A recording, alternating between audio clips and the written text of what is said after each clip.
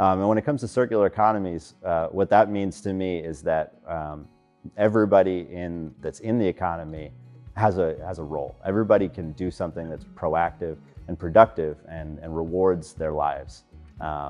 And through their production and what they're doing for their everyday life, they're also building into that a benefit for the environment and a benefit for society at large.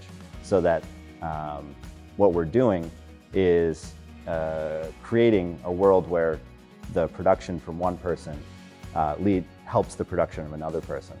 And the waste from one person can be used for somebody else's processes.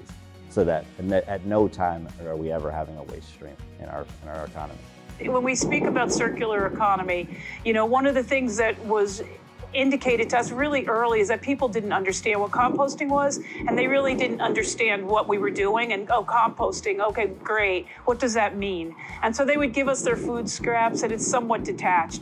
But by making it, telling people table to farm and then farm to table, they kind of then could make that whole connection and actually creates that circle. So it was just, again, a good illustration of what the circular nature and the system approach to all of this is. So this would be important to the circular economy because it keeps the organic food waste out of the mainstream garbage or the garbage stream.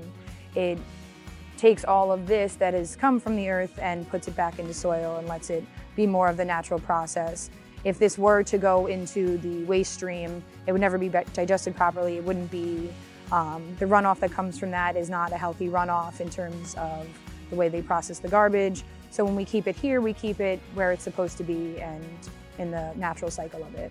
The role that food waste plays in the circular economy is interesting because food waste happens along the entire food supply chain, right from where it is produced to where it is processed, manufactured into other things, at the point of distribution, at the point where it is in the store and being sold, at the household.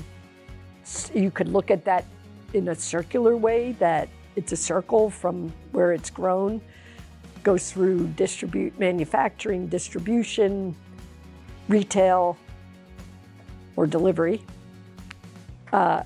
consumer, and then it should be recovered and go back into the system eventually, whether you first generate renewable energy from it and what the the digestate or the compost goes back into production.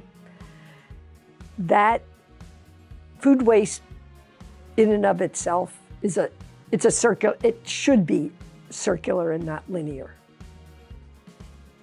So it's one of the no-brainer circular economy materials, I'd say.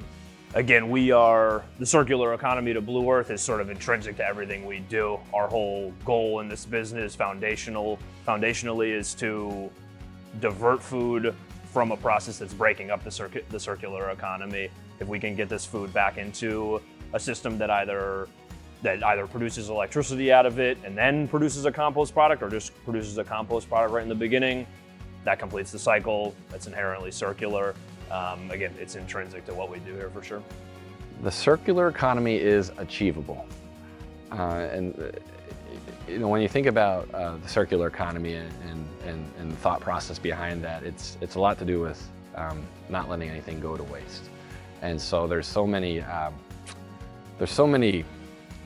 pieces, from production to manufacturing to logistics, and all those different parts of that circular economy generate waste. But all along that economy, there's ways to recycle food waste as well as anything else that's being wasted.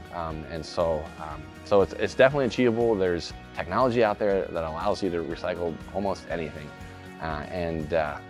It's an achievable process to have basically zero waste in a circular economy. Zero waste. It's cool.